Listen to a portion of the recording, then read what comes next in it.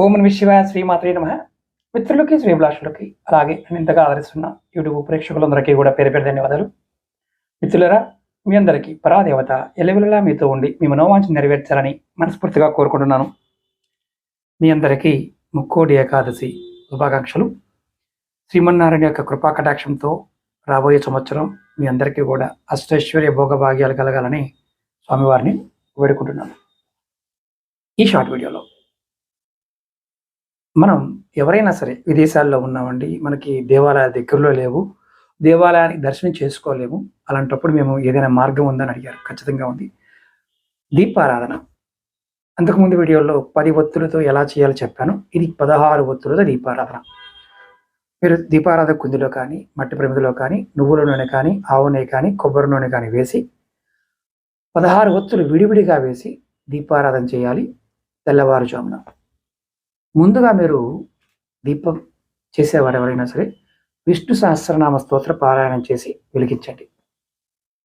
తర్వాత మీ దగ్గరలో ఎక్కడైనా సరే విష్ణు ఆలయం ఉంటే అక్కడికి వెళ్ళవచ్చు, లేదా మీరు దేవాలయ దర్శనం చేసుకున్న తర్వాతైనా ఈ దీపారాధన చేయవచ్చు.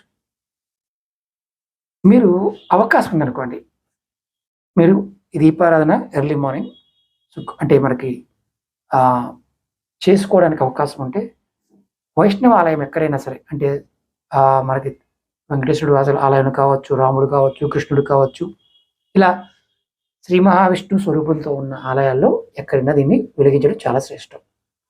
దీనివల్ల ఎటువంటి ఫలితం ఉంటుందంటే మీ జీవితంలో లేదు అనే మాట ఉండదు. అంటే నాకు ఇది రావడం లేదు, నేను చేయలేకపోతున్నాను, నేను సాధించలేకపోతున్నాను, ఇలాంటి మాటలే రావు.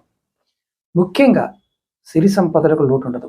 సమస్త కోరికలు నెరవేరుతాయి. ఆ సమయానికి ఉన్న శక్తిని రేపు వినియోగించుకోండి. ఇది మామూలుగా కూడా శివాలయంలో కూడా ఈ దీపారాధన చేయవచ్చు.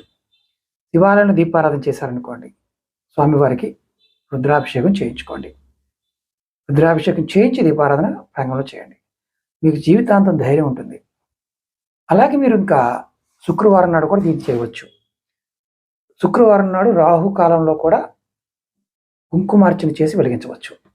ఆదివారం నాడు రాహుకాలంలో కూడా సాయంత్రం 4:30 నుండి 6 గంటల మధ్యలో దుర్గా సూక్తం చదువుతూ కూడా ఈ దీపారాధన చేయవచ్చు.